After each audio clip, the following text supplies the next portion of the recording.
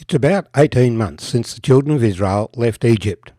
They've been to Sinai, they've received the law, they've built the tabernacle, they've celebrated their first Passover in the wilderness, and now they've come to Kadesh Barnea in the wilderness of Paran.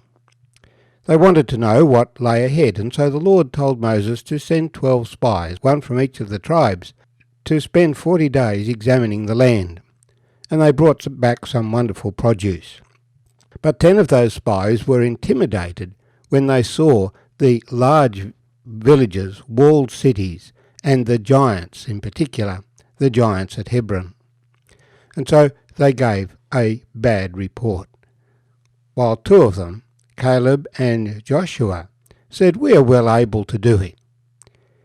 They were not making the decision on behalf of God. They were trusting that as God had said they would take the land, so they would take the land. We continue reading now in Numbers chapter 14. All the congregation lifted up their voices and cried, and the people wept that night. And all the children of Israel complained against Moses and Aaron, and the whole congregation said to them, "If only we had died in the land of Egypt, or if only we had died in this wilderness. Why has the Lord brought us to this land to fall by the sword, that our wives and children should become victims? Would it not be better for us to return to Egypt?" So they said to one another, "Let us select a leader and return to Egypt." Then Moses and Aaron fell on their faces before all the assembly of the congregation of the children of Israel. But Joshua the son of Nun and Caleb the son of Jephunneh, who were among those who had spied out the land, tore their clothes. And they spoke to all the congregation of the children of Israel, saying, "The land we passed through to spy out is an exceedingly good land. If the Lord delights in us, then he will bring us into this land and give it to us, a land which flows with milk and honey. Only do not rebel against the Lord, nor fear the people of the land, for they are our bread. Their protection has departed from them, and the Lord is with them. Do not fear them." And all the congregation said to stone them with stones. Now the glory of the Lord appeared in the tabernacle of meeting before all the children of Israel. Then the Lord said to Moses, "How long will these people reject me? And how long will they not believe me? With all the signs which I have performed among them, I will strike them with the pestilence and disinherit them, and I will make you a nation greater and mightier than they." And Moses said to the Lord, "Then the Egyptians will hear it, for by your might you brought these people up from among them, and they will tell it to the inhabitants of this land. They have heard that you, Lord, are among these people, that you, Lord, are seen face to face, and your cloud stands above them. And you go before them in a pillar of cloud by day and a pillar of fire by night. Now, if you kill these people as one man, then the nations which have heard of your fame will speak, saying, 'Because the Lord was not able to bring this people to the land which he swore to give them, therefore he killed them in the wilderness.'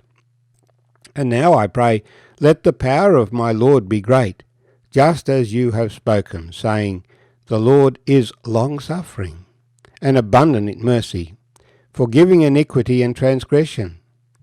But he by no means clears the guilty, visiting the iniquity of the fathers on the children to the 3rd and 4th generation. Pardon the iniquity of this people, I pray, according to the greatness of your mercy, just as you have forgiven this people from Egypt even until now.'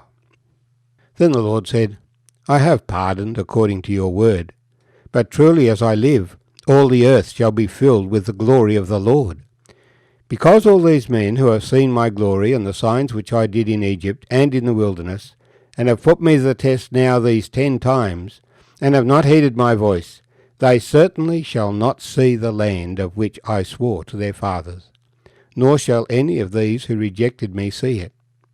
But my servant Caleb, because he has a different spirit in him, and has followed me fully, I will bring him into the land where he went, and his descendants shall inherit it. Now the Amalekites and the Canaanites dwell in the valley. Tomorrow turn and move out into the wilderness by the way of the Red Sea."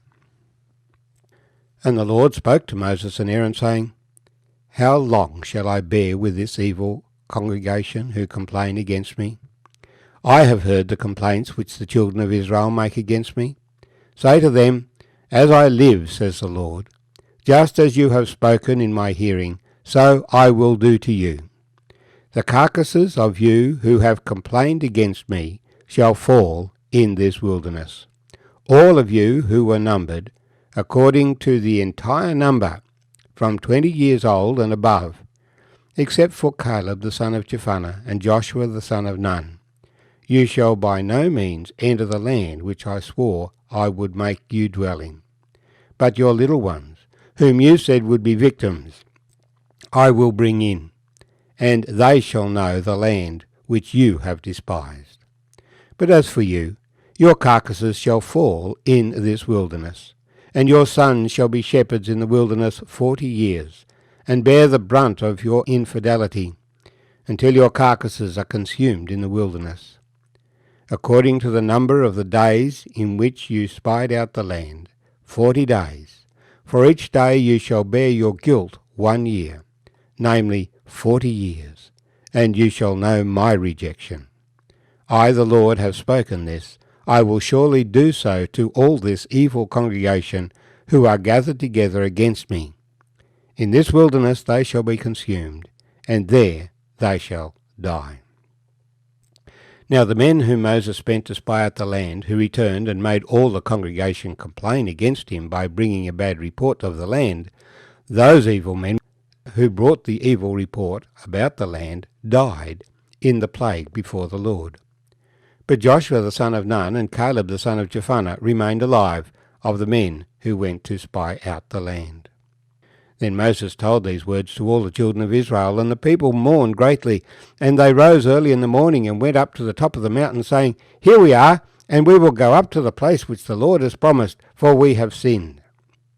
And Moses said, Why now do you transgress the commandment of the Lord? For this will not succeed.